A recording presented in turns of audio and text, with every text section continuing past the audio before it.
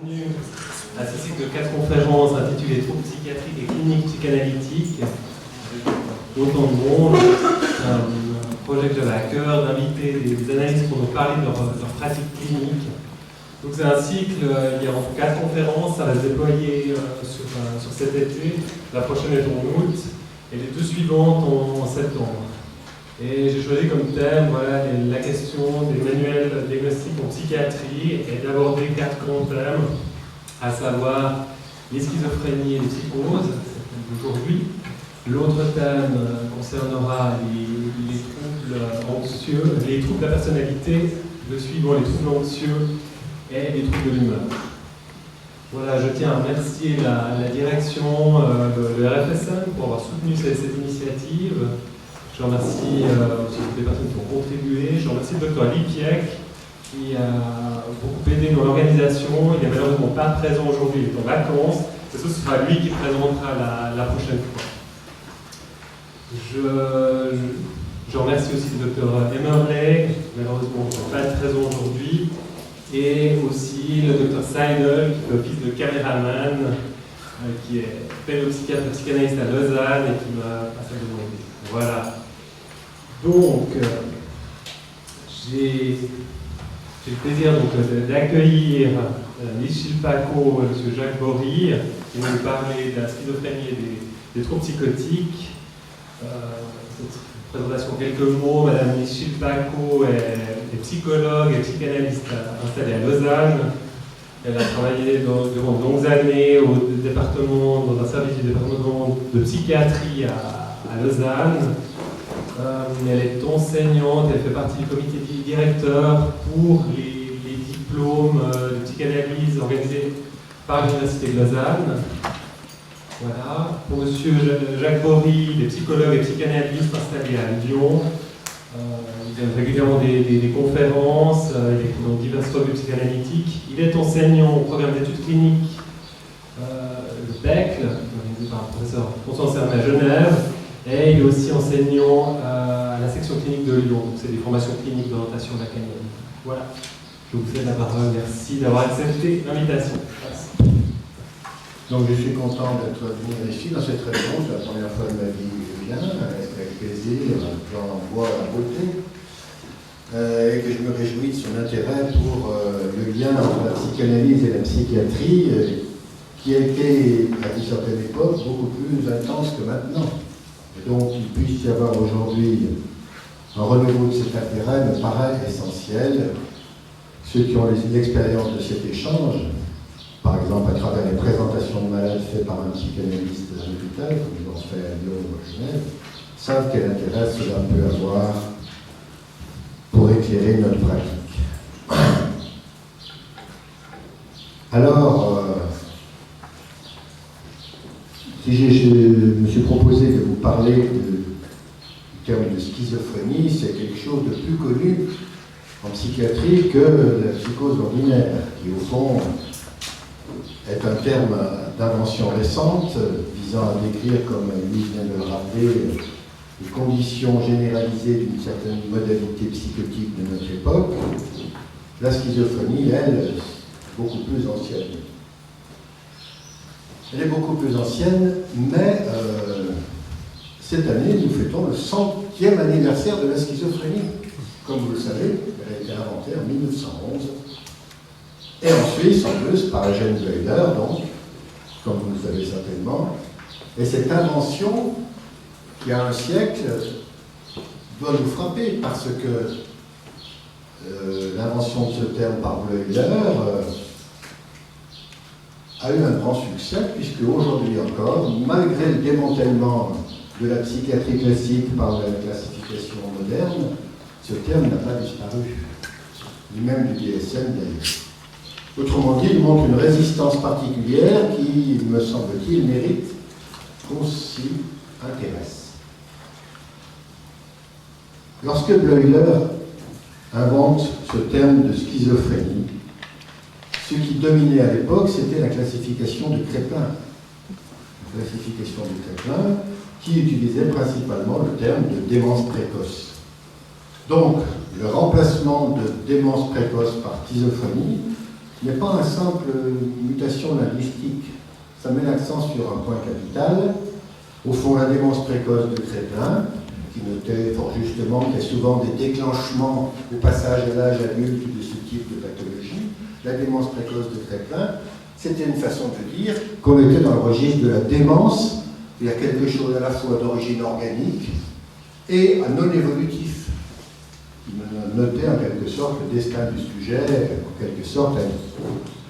La schizophrénie, ce terme-là inventé par Bleuler, naît dans un contexte, disons, beaucoup plus psychopathologique. Vous savez sans doute, quand on dit vous savez sans doute, ça veut dire en fait vous savez pas. C'est mieux comme formule. Vous savez sans doute que Bleuler échangeait avec Freud et avait été élève de Freud. Alors, il n'était pas d'accord avec toutes les théories de Freud, mais enfin il s'intéressait. Ils avaient un échange. Et en 1911, quand il invente le terme de schizophrénie, il dit bien que ça a un certain rapport avec l'invention de Freud. Donc, la schizophrénie est un concept qui est amené dans le champ, non pas du déficit organique, mais d'une supposée causalité psychique, même si elle n'est pas dégagée comme telle à l'époque. Vous voyez la mutation de la chose, ce n'est pas simplement une nouvelle notation, nosographique. C'est une façon de déplacer la question du sens même de la maladie, d'introduire la possibilité qu'il en ait un.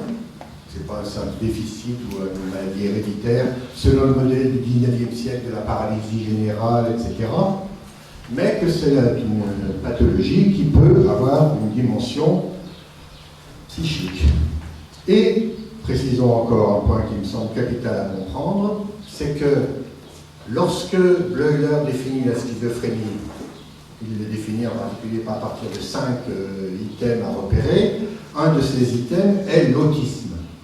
L'autisme est un terme qui aura un grand succès, comme vous le savez, à partir des années 40 avec Kanner, mais encore plus aujourd'hui, où l'autisme est devenu une maladie générale, au point qu'on nous annonce qu'il y aura bientôt 10% des gens dans le monde qui sont autistes. C'est quand même un peu bizarre. Bon, revenons simplement à ce terme d'autisme. Lorsque Bleuler note la question, le terme d'autisme dans un des 5 traits caractéristiques permettant de poser le diagnostic de schizophrénie, Freud critique ce terme. Ça, c'est très important de comprendre. Freud critique ce terme parce qu'il rappelle que le terme que lui a utilisé n'est pas autisme, mais auto-érotisme. Vous voyez ce petit écart, ça paraît rien du tout. Mais vous entendez déjà la différence. Lorsque Freud dit « attention, c'est pas autisme, c'est auto-érotisme ».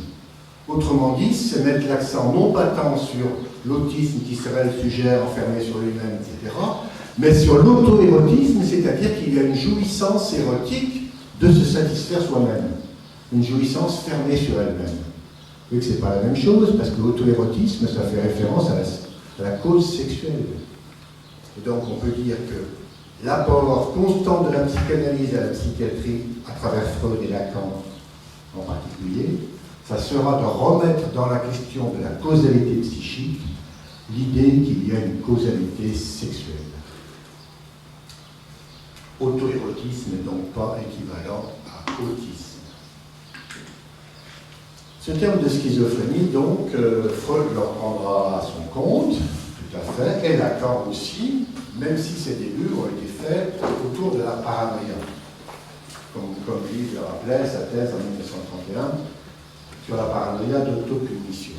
Mais, ce que vous savez sans doute pas, c'est que l'enseignement de Lacan sur la psychose, qui est très connu autour de la confusion du nom du père, etc., de ce que tu as rappelé un peu tout à l'heure, s'est développé par la suite d'une façon assez différente, en mettant l'accent davantage sur la schizophrénie que sur la paranoïa. Et ça, c'est très important de comprendre pourquoi. Alors, je disais auto-érotisme, c'est plutôt pas moi qui le disais, c'est Freud. Freud corrige Bleuler en disant auto-érotisme et non pas autisme. Ça a d'ailleurs fait l'objet d'un échange entre Jung et Freud qui est très intéressant, parce que Jung disait oui, il vaut mieux qu'on garde autisme, comme ça on se fera mieux reconnaître dans le monde médical. Et Freud lui dit non, dès qu'on abandonne le mot, on abandonne la chose. Autrement dit, Freud reste ferme, de parlant d'auto-érotisme, c'est pas pareil qu'autisme. Et en effet, ça met l'accent sur la causalité sexuelle. Et sur le mode de jouir, c'est le point qui est capital, la définition, même du diagnostic se fait en considérant quelle est la modalité de jouissance du sujet. Jouissance, c'est pas le plaisir. Jouissance, ça veut dire, au contraire, ça peut être la souffrance. Car la façon dont le sujet manifeste, la façon dont il souffre, est ému, est débordé par son propre affect. La jouissance, elle est toujours en trop. Elle marque un excès. Et elle touche au corps, bien entendu. Donc, quel est le mode de jouissance du sujet? Et si le mode de jouissance du sujet est auto-érotique, exclusivement, bien sûr, parce que le sujet est toujours auto-érotique, c'est ce que Freud apprend avec l'enfant pervers polymorphe, qui se satisfait lui-même. Eh bien, cette modalité est une des critères de la schizophrénie. Donc, c'est mettre l'accent sur une clinique du rapport au corps. Freud a une autre expression pour parler de ça. Il dit que ce qui est typique de la forme autistique, donc de l'auto-érotisme comme critère de la schizophrénie, c'est l'exemple de la bouche qui se baise elle-même. La bouche qui se baise elle-même, c'est-à-dire la bouche qui ne passe pas par l'autre. La jouissance obtenue de la bouche est de se refermer sur elle-même, de s'auto-jouir, si on peut s'exprimer ainsi, de se jouir, on peut, puisque Lacan le fera, de se jouir sans passer par l'autre. Donc là, on a vraiment une des modalités de la jouissance de type schizophrénique, qui est de mettre l'accent donc sur le rapport au corps et à la jouissance, et pas seulement sur le rapport au langage, comme Lise le rappelait tout à l'heure. Bien entendu, les deux ont un rapport. Le sujet humain, il est un, c'est un sujet qui est fait d'un corps traversé par le langage. Il nous faut rendre compte de ces deux dimensions. Donc, cette idée de la bouche qui se baise elle-même, de cet auto-érotisme, Lacan le dit d'une autre façon, le psychotique est celui qui a son objet dans sa poche. Ça veut dire que contrairement au névrosé, qu'est-ce que fait le névrosé toute sa vie? Eh bien, il va demander à l'autre quelque chose. Il passe son temps à demander. Qu'on l'aime, la permission, dites-moi que je suis gentil, tout ça. C'est ce que fait le névrosé toute sa vie. Il veut qu'on l'aime. Le psychotique, ça ne l'obsède pas du tout, ça. Justement, pourquoi? Parce qu'il ne va pas demander à l'autre cet objet. C'est pour ça que Lacan dit qu'il l'a dans sa poche. C'est ça l'auto-érotisme. Je n'ai pas besoin de l'objet à prélever sur l'autre, qui suppose donc un rapport à l'autre, à l'idéal, etc. Je me sers moi-même. Vous voyez que ça fait un peu objection et obstacle au travail qu'on peut faire avec un sujet si on suppose que cette mode de jouir retourné sur soi se passe de l'autre. Et pour supposer qu'un travail de type psychanalytique ou même simplement de type impliquant une relation malade à partir de la parole, il faut supposer que le sujet a une dimension de rapport à l'autre qu'il suppose fondée sur la parole.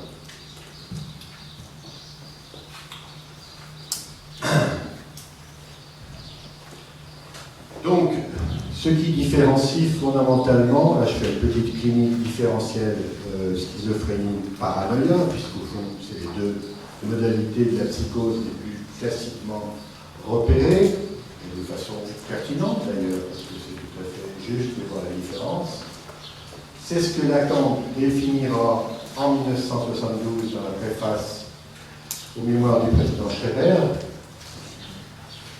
C'est la localisation de la jouissance. Donc, dans la paranoïa, la jouissance se situe dans l'autre. C'est pourquoi le paranoïaque suppose toujours qu'on le regarde de travers, qu'on lui veut quelque chose, la mauvaise intention, etc. La persécution, l'autre veut jouir de moi. Alors que dans la schizophrénie, la jouissance fait retour dans le corps. Et c'est un embarras. Je ne veux pas dire le bonheur, Et c'est un embarras qui se manifeste souvent par des phénomènes élémentaires, ce que Lacan, reprenant Clérambault, qui était son maître en psychiatrie, si vous connaissez Clérambault, je vous en conseille la lecture, si vous ne le connaissez pas, car c'était vraiment le psychiatre classique du début du XXe siècle qui a inspiré Lacan par son intérêt pour les phénomènes élémentaires. Qu'est-ce qu'un phénomène élémentaire? C'est un phénomène qui n'est pas articulé tout seul. C'est ce qu'on voit sans arrêt dans la clinique.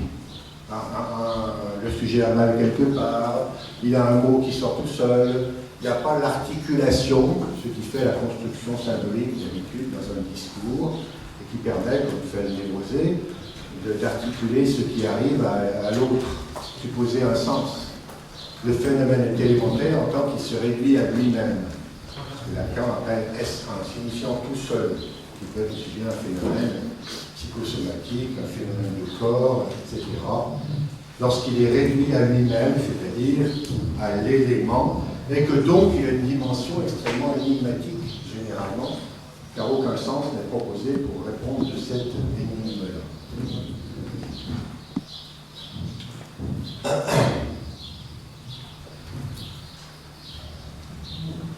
Cette logique du phénomène élémentaire explique aussi que dans la schizophrénie, ce n'est pas la dimension délirante qui domine. Alors dans la paranoïa, c'est souvent au contraire la construction délirante qui vient sur la persécution, etc. La paranoïa est une construction avec du symbolique qui permet donc d'éviter que les phénomènes corporels, que le corps soit atteint comme lieu d'une jouissance en trop. C'est dans la langue que passe la jouissance elle-même, sous la forme d'une construction symbolique. Pour le schizophrène, la jouissance faisant retour dans le corps, c'est le corps lui-même qui fait problème. De quelle manière? Lise a rappelé tout à l'heure le rapport du corps à l'image. On a parlé du stade du miroir. Donc, l'image, la fonction du stade du miroir, c'est d'unifier l'image du corps, pour éviter que le sujet n'ait affaire qu'à des morceaux. Eh bien, c'est souvent cette fonction-là qui peut se perdre dans la schizophrénie et qui nécessite donc qu'une suppléance vienne répondre de ce défaut-là. Donc, une atteinte de l'image du corps, ce qui est souvent connu dans la psychiatrie sous l'idée du corps morcelé. J'ai cité Bleuler, il y a une autre Suisse célèbre que vous connaissez peut-être, qui est Mme Sichelet, qui était la première en 1950. A publié un livre qui s'appelle Journal d'un schizophrène et qui était une tentative de travail orienté par la psychanalyse avec un sujet schizophrène. C'était très méritoire, un peu osé, un peu impressionnant, il faut le dire parfois, mais ça donne une idée quand même de la modalité corporelle même du travail qu'elle a dû faire avec cette patiente. Donc ça c'est vieux, c'est 1950.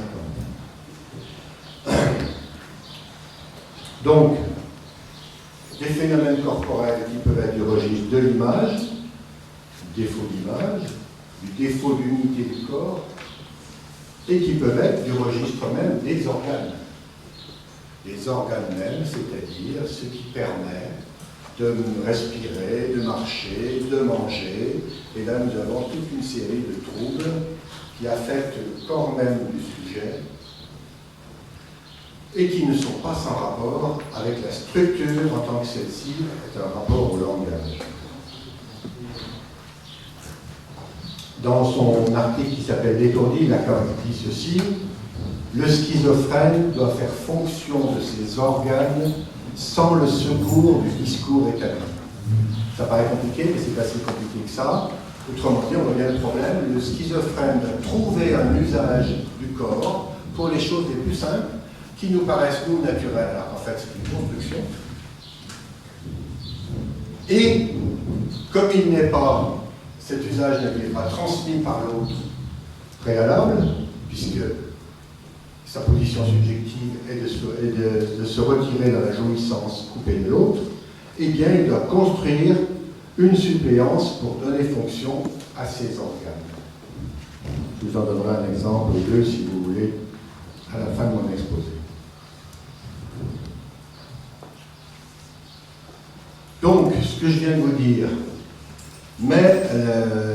permet de comprendre que la clinique psychanalytique permet de s'y retrouver dans la pratique avec les schizophrènes à partir des deux dimensions de toute clinique les troubles du langage et les troubles du corps. Les deux n'étant pas opposés mais reliés. Les troubles du langage, on l'a vu déjà lesquels, le signifiant tout seul, tel que, je peux l'écrire,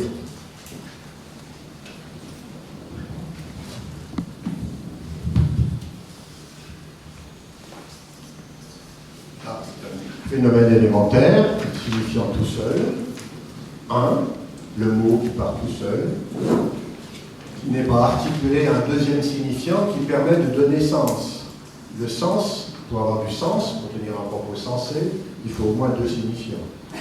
Ce que le paranoïaque fait très bien, le paranoïaque reconstruit le monde avec un seul signifiant. Le cas de Schreber l'avait bien montré. Reconstruire le monde à partir d'accepter sa transformation en femme.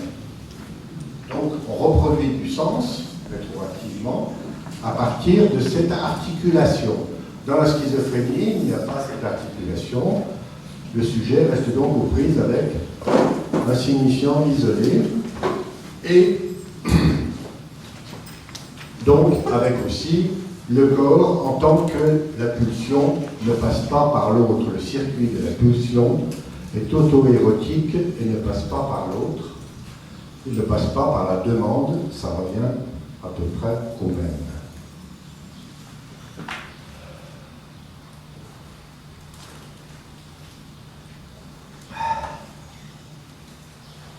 Alors,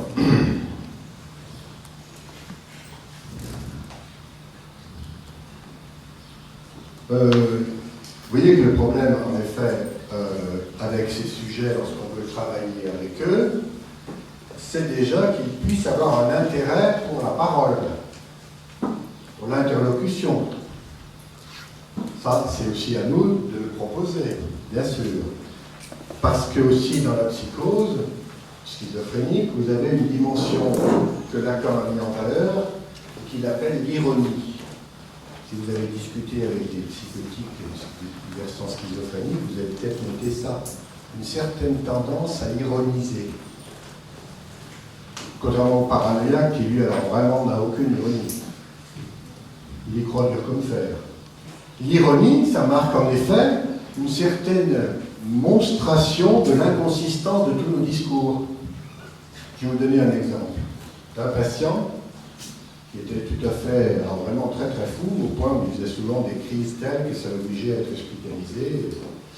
Il venait me voir, mais ça ne tenait pas toujours. Et c'est un patient qui avait travaillé, mais qui avait été mis en invalidité définitive de l'incapacité qu'il avait à travailler de façon stable. Pour vous dire, il était bibliothécaire, il prenait les livres, c'était un peu embêtant. Donc, un jour, il sort de l'hôpital où il avait fait un séjour, une quinzaine de jours, suite à une de ces crises de décompensation qui lui arrivait à cet moment. Je lui demande comment ça s'est passé. Alors il me dit, je comprends pas bien, on m'a dit là-bas à l'hôpital qu'il fallait que je travaille maintenant que ça allait mieux. Ça, c'est ce qu'on entend souvent. On considère que la réinsertion par le travail serait un signe de guérison.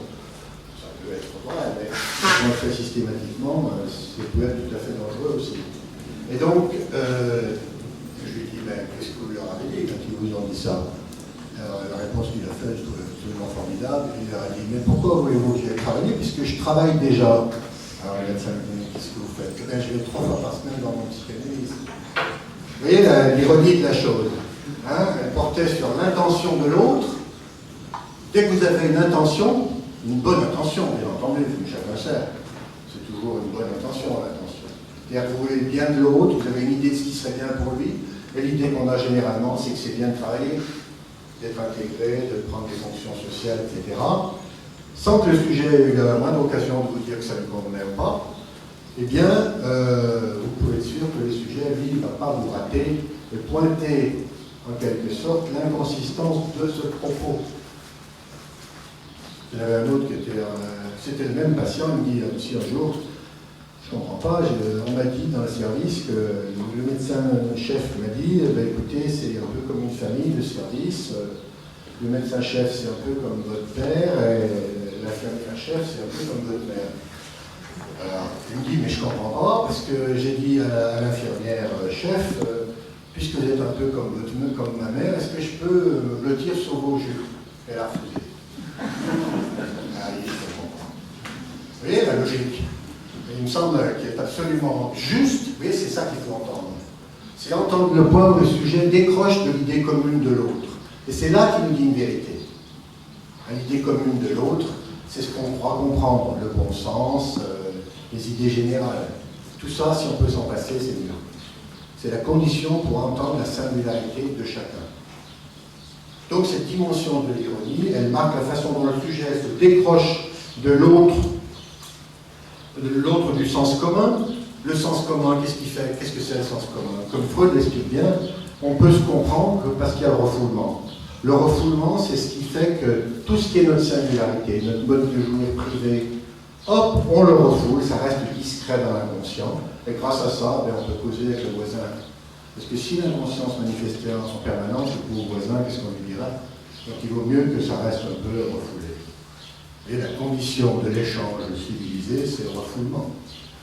Donc le schizophrène qui, lui, ne connaît pas vraiment le refoulement, puisque Lacan définit le propre, on croit qu'on sait ce que c'est, violent. Donc, ben voilà, on prend violent, comme un mot du vocabulaire. C'est ce qu'il ne faut pas faire. Il faut toujours supposer que la signification du mot, elle est privée. C'est-à-dire que le sujet, s'il emploie ce terme, c'est que pour lui, ça a une valeur spécifique. Et donc, comme au bout d'un moment, il n'arrête pas de me dire qu'il était violent, je lui dis, mais alors c'est quoi violent?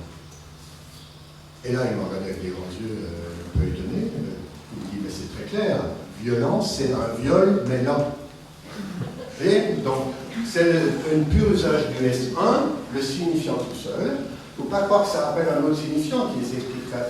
C'est en lui-même qu'était condensée la jouissance phonatoire, en quelque sorte.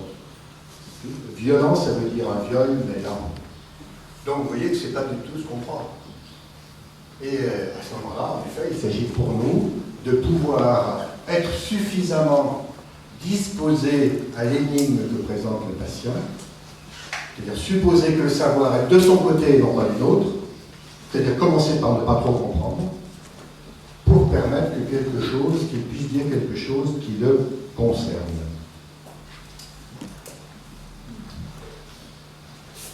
Pour donner un exemple concernant la question de l'image du corps. Merci.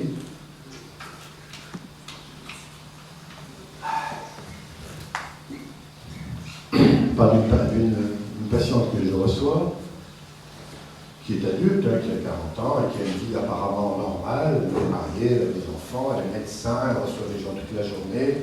Mais si on connaissait l'intime de sa vie, on s'apercevrait que c'est souvent une catastrophe sur des détails les plus simples. Comment respirer, comment marcher dans la rue, comment se lever, comment se laver. Vous voyez, ça c'est le quotidien aussi de la psychose. Il faut s'y intéresser à ça, c'est pas aux grandes idées qu'on s'intéresse. C'est au contraire aux plus petites choses. Eh bien, son problème porte en particulier beaucoup autour de l'unité du corps. Elle a parfois l'impression que ses membres ne fonctionnent pas ensemble, enfin des choses comme ça. Ce qui est un peu embarrassant, surtout quand on est médecin. Mais on peut aussi poser la question à l'envers. On peut supposer qu'elle est médecin pour traiter ce problème. Vous voyez comment on peut aussi poser la question. Bien, voilà l'exemple que je vais donner sur son cas. Elle me dit, ça me rappelle un souvenir d'enfance, quand elle parle de ça. Elle était toute petite, elle devait avoir 3-4 ans. Et tous les dimanches, elle était fascinée par une chose.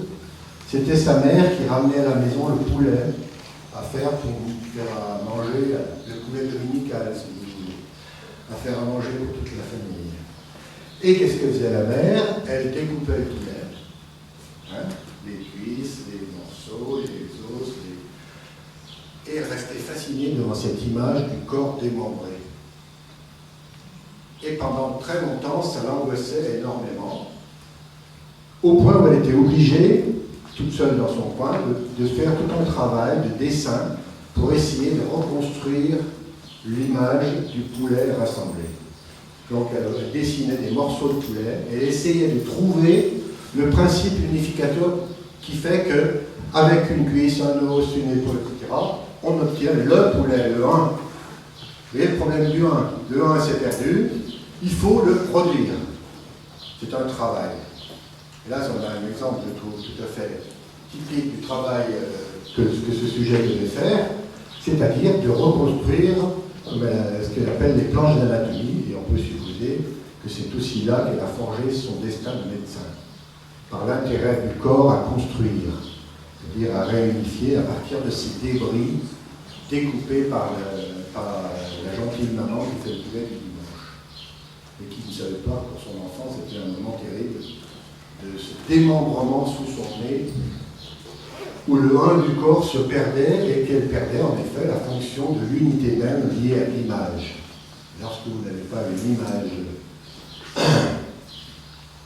du 1 du corps, ce qui est rien d'évident, eh bien vous risquez en effet d'avoir affaire à des phénomènes de ce type. Donc vous voyez, dans ce cas par exemple, on montre bien comment un sujet peut avoir une vie apparemment normale et par ailleurs être aux prises avec des phénomènes extrêmement perturbants et qui sont tout à fait du registre psychotique, sans que beaucoup de gens se doutent de sa folie. Je vais vous donner encore un autre exemple qui porte sur le corps, non pas au niveau de l'image, mais au niveau de la pulsion. C'est-à-dire, ça renvoie à la question dont je suis parti, la bouche qui se baise elle-même. L'auto-érotisme, c'est-à-dire le circuit de la pulsion qui ne passe pas par l'autre. Il s'agit d'une patiente qui est, elle aussi, tout à fait intégrée dans la société, elle est enseignante, apparemment se portant bien, mais elle est aussi peintre, c'est-à-dire qu'elle fait des tableaux qu'elle expose. Et je la reçois depuis un certain temps. Et un jour, elle me dit qu'elle ne peut plus peindre. Et elle me raconte ce qui lui est arrivé, c'est qu'au moment où elle pensait pouvoir peindre, ce qu'il faut faire pour peindre classiquement, c'est-à-dire une peinture sur chevalet, tout à fait classique. Il faut donc, avec son pinceau, prendre la peinture qui est sur le chevalet et la déposer sur le tableau. C'est vraiment le cheval le plus simple du travail, du geste du peintre.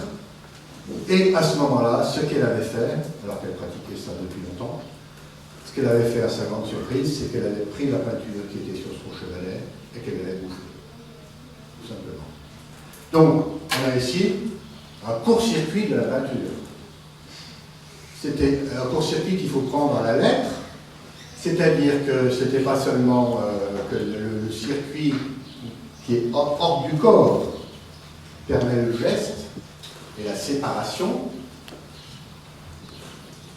et qu'elle avait accompagné ça d'un moment de délire qui était très, très rapide, mais qui l'avait quand même envahi, où elle pensait, elle criait même « Je suis la peinture ». Donc vous voyez que là, il n'y a plus la séparation que permet normalement l'objet, la jouissance revient sur le corps propre, et la coupure ne peut pas se faire entre l'objet et le corps propre. À ce moment-là, elle n'est plus peintre, elle est la peinture en effet.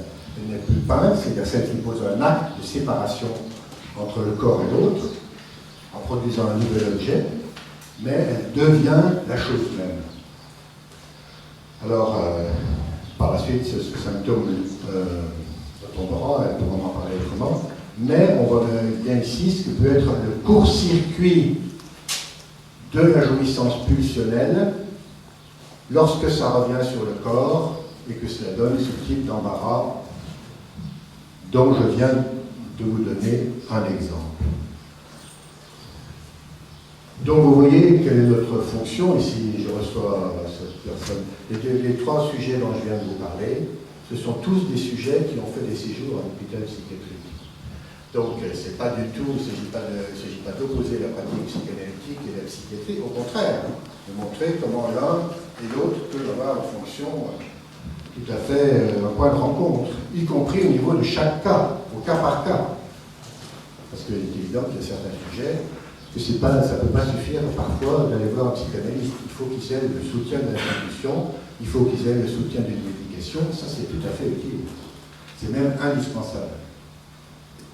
Et on peut supposer d'ailleurs que ce qu'on a appelé tout à l'heure avec les psychoses ordinaires, il y a des psychoses qui ne présentent pas des phénomènes habituels, des grands délires et des grandes hallucinations, disons, il y a des psychoses extraordinaires, si vous voulez, eh bien c'est aussi la conséquence de l'apparition des neuroleptiques dans les années 50. Et donc la modernité a un effet de la science.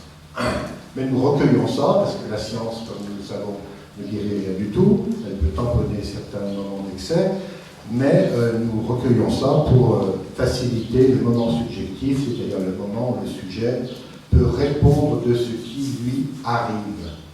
C'est ça notre travail, et c'est valable pour les psychanalystes, et c'est valable pour quiconque rencontre ces sujets en institution ou ailleurs.